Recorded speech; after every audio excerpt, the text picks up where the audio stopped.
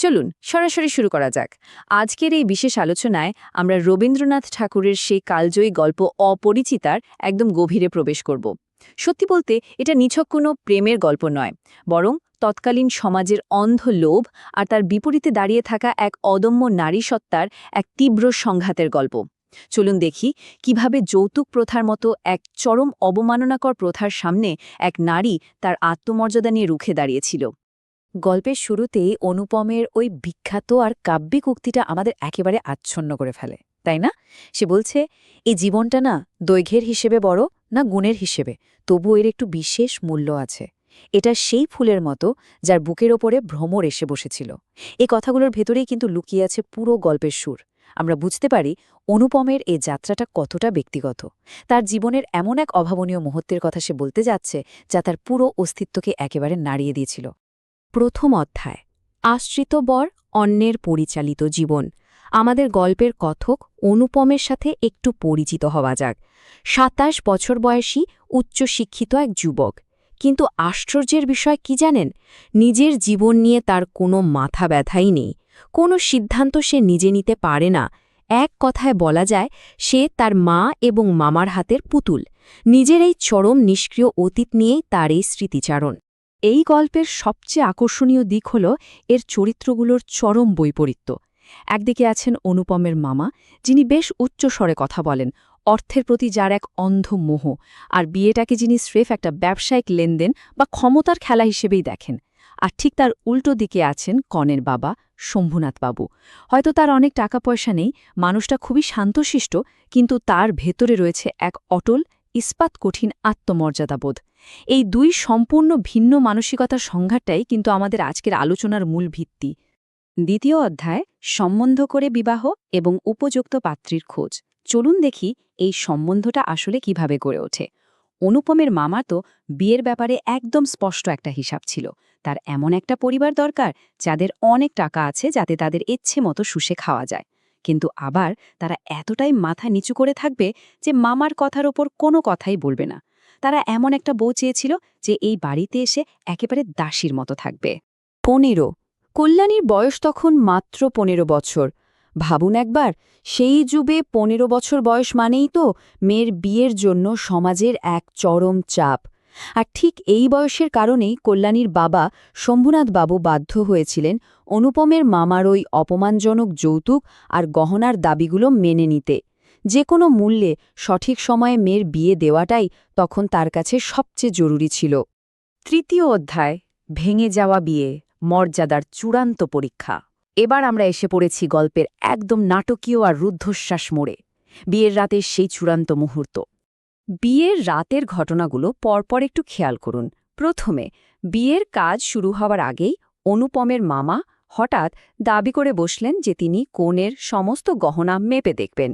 দ্বিতীয়ত, শম্ভুনাথ বাবু অবাক হলেও অত্যন্ত শান্তভাবে রাজি হলেন এবং নিজেই একজন শ্যাকরা বা স্বর্ণকারকে ডেকে আনলেন। এরপর তৃতীয় ধাপে, শ্যাকরা গহনা পরীক্ষা করে জানালো সোনা এতটাই খাঁটি যে আজকাল এমন সোনা পাওয়াই যায় না, আর ওজনেও তা প্রতিশ্রুতির চেয়ে অনেক বেশি দেয়া হয়েছে। এরপরই ঘটে সেই অভাবনীয় চতুর্থ ধাপ। শম্ভুনাথ বাবু হঠাৎ করে এই বিয়ে বাতিল করে দেন, একদম বিমা মেঘে বজ্রপাত। শম্ভুনাথ বাবুর সে অসামান্য আত্মমর্যাদার জায়গাটা একবার ভাবুন। তিনি স্পষ্ট ভাষায় সবার সামনে জানিয়ে দিলেন, আমার মেয়ের গহনা আমি চুরি করব, এ কথা যারা মনে করে তাদের হাতে আমি আমার মেয়েকে দিতে পারি না। একেবারে সোজা সাপটা কথা। বরপক্ষের ওই নীচ লোভী মানসিকতাকে তিনি একেবারে ছুঁড়ে ফেলে দিলেন। তার এই একটামাত্র সিদ্ধান্ত অনুপমের মামার পাহাড় সমান অহংকারকে মুহূর্তের মধ্যে ধুলোয় মিশিয়ে দিল। ২৩। যেদিন বিয়ের আসর থেকে চরম অপমানিত হয়ে অনুপমকে ফিরে আসতে হয়, তখন তার বয়স ২৩। বিয়ে তো হলোই না, উল্টো বরপক্ষকে রীতিমতো নাকাল হতে হলো। কিন্তু সবচেয়ে অবাক করা ব্যাপার কি জানেন? এরপর কয়েকটা বছর কেটে গেলেও অনুপমের মন ওই হারানো আর অদেখা কোণের প্রতি আটকে রইল। সে কোনোভাবেই ওই অপরিচিতাকে ভুলতে পারল না। চতুর্থ অধ্যায়, ট্রেনের সাক্ষাৎ, অন্ধকারে এক কণ্ঠস্বর। এবার সময়ের চাকা কিছুটা ঘুরিয়ে সামনের দিকে যাওয়া যাক। অনুপম তার মাকে নিয়ে তীর্থ ভ্রমণে বের হয়েছে। ট্রেনের মধ্যে প্রচণ্ড ভিড়, তিল ধারণের জায়গা নেই। এমন সময় রাতের অন্ধকারে এক স্টেশনে হঠাৎ একটা সুমধুর কণ্ঠস্বর ভেসে এলো, এদিকে চলে আসুন, এই গাড়িতে জায়গা আছে। আমাদের মনে তো স্বাভাবিকভাবেই একটা কৌতূহল জাগে, তাই না?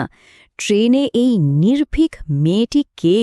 ওই অন্ধকারের মাঝে একেবারে অচেনা একটা পরিবেশে একজন বাঙালি মেয়ের গলায় এমন স্পষ্ট, মধুর আর সাহসী একটা আহ্বান শুনে অনুপম তো একেবারে চমকে গিয়েছিল।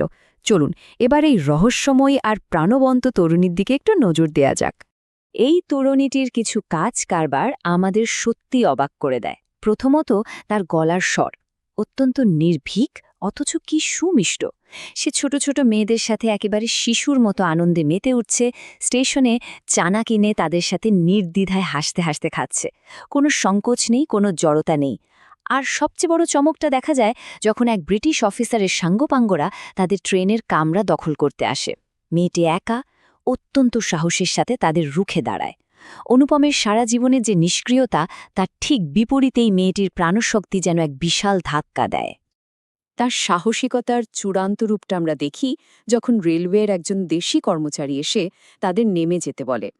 মেয়েটি তখন একেবারে দুই চোখে আগুন ঝরিয়ে ইংরেজিতে বলে ওঠে, না, আপনি যেতে পারবেন না, যেমন আছেন বসে থাকুন, এই গাড়ি আগে থেকে রিজার্ভ করা, একথা মিথ্যে কথা।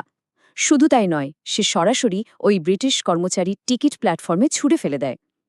এই ছোট্ট ঘটনাটার মধ্যে দিয়ে গল্পে উপনিবেশবাদের বিরুদ্ধে এক তীব্র প্রতিবাদ আর নারীবাদের যে অসাধারণ একটা বার্তা দেওয়া হয়েছে, সেটা সত্যি অভাবনীয়। পঞ্চম অধ্যায়, অপরিচিতার পরিচয়, রহস্যের উন্মোচন। ট্রেন যখন কানপুরে এসে পৌঁছল, তখন গল্পের সবচেয়ে বড় রহস্যের জট খুলতে শুরু করল। অনুপমের মা তো এতক্ষণ ধরে এই অসামান্য মেয়েটির পরিচয় জানার জন্য রীতিমতো ছটফট করছিলেন। কিভাবে ধাপে ধাপে সত্যটা বেরিয়ে এলো সেটা একটু দেখা যাক। মা আর কৌতূহল চেপে রাখতে না পেরে মেয়েটির নাম জিজ্ঞেস করে বসলেন। মেয়েটি একেবারে সাবলীল গলায় উত্তর দিল, কল্যাণী। এরপর মা যখন তার বাবার নাম জানতে চাইলেন, সে বলল ডাক্তার শম্ভুনাথ সেন। ঠিক এই মুহূর্তে অনুপম আর তার মা যেন আকাশ থেকে পড়লেন। ভাবা যায়, এই স্বাধীন তেজোদ্দীপ্ত মেয়েটি হল সেই কোণে যাকে অনুপমের মামা স্রেফ টাকার লোভে ছুঁড়ে ফেলেছিলেন। পুরো গল্পের সবচেয়ে বড় আর চামকপ্রদ প্লট টুইস্ট এটাই। ষষ্ঠ অধ্যায়, উৎসর্গীকৃত জীবন এবং মাতৃআজ্ঞা।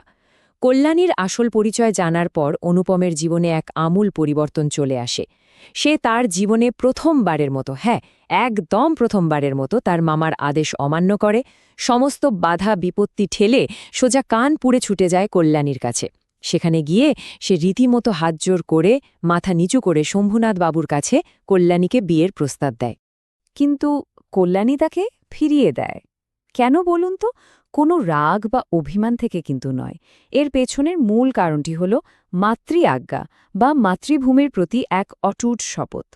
ওই ভেঙে যাওয়া বিয়ের পর থেকে কল্যাণী নিজেকে নারীদের শিক্ষার ব্রতে সম্পূর্ণভাবে উৎসর্গ করেছিল। সে একেবারে স্থির সিদ্ধান্ত নিয়েছিল যে সে আর কখনোই বিয়ে করবে না, কারণ সে তার জীবনটা বৃহত্তর এক সামাজিক উদ্দেশ্যে সমর্পণ করেছে। এ এক অন্যরকম আত্মত্যাগ। এই পর্যায়ে এসে অনুপমের চরিত্রের বিবর্তনটা সত্যি অবিশ্বাস্য। একটু মিলিয়ে দেখুন, আগের সেই পুরনো অনুপম যে ছিল চূড়ান্ত নিষ্ক্রিয়, মামার লোভের হাতের একটা পুতুল মাত্র, আর এখনকার এই নতুন জাগ্রত অনুপম যে স্বাধীন, অনুগত এবং অত্যন্ত শ্রদ্ধার সাথে কল্যাণীর এই মহৎ উদ্দেশ্যকে সমর্থন করে যাচ্ছে। কল্যাণীর ওই নীরব শক্তি আর স্বাধীন সত্তাই কিন্তু অনুপমের ভেতরের এই পরিবর্তনটা এনে দিয়েছে। সে যেন নতুন করে জন্মেছে। গল্পের শেষে এসে অনুপম এক পরম সত্য উপলব্ধি করে। সে বলছে, আমি এখানেই আছি। দেখা হয়, সে কণ্ঠ শুনি, তবু অপরিচিতা। তোমার পরিচয় শেষ হল না, শেষ হবেও না। সে কল্যাণীর কাছাকাছি ওই জায়গাটুকু পেয়েই পুরোপুরি সন্তুষ্ট। যে নারীর অদম্য আত্মা তাকে শেকলমুক্ত করেছে, নিজের সত্তাকে চিনতে শিখিয়েছে, সেই নারীর প্রতি সে চিরকালের জন্য নিজেকে উৎসর্গ করেছে। এক অদ্ভুত সুন্দর পরিণতি। পরিশেষে একটা খুব গভীর প্রশ্ন দিয়ে আজকের এই আলোচনা শেষ করতে চাই। সমাজ কি আদৌ কখনো অপরিচিতার মতো এমন মুক্ত আর স্বাধীন আত্মাকে পুরোপুরি মেনে নিতে পারবে? রবীন্দ্রনাথ ঠাকুরের এই প্রগতিশীল চিন্তাধারা এতগুলো বছর পেরিয়ে এসেও আজও কতটা প্রাসঙ্গিক সেটা আমাদের সবাইকে একবার হলেও নতুন করে ভাবতে বাধ্য করে। আশা করি আজকের এই আলোচনা এই কালজয়ী গল্পটিকে একেবারে নতুন একটা দৃষ্টিভঙ্গিতে বুঝতে সাহায্য করেছে, নতুন কিছু ভাবার রসদ জুগিয়েছে। ভালো থাকবেন আর হ্যাঁ, শিখতে থাকবেন।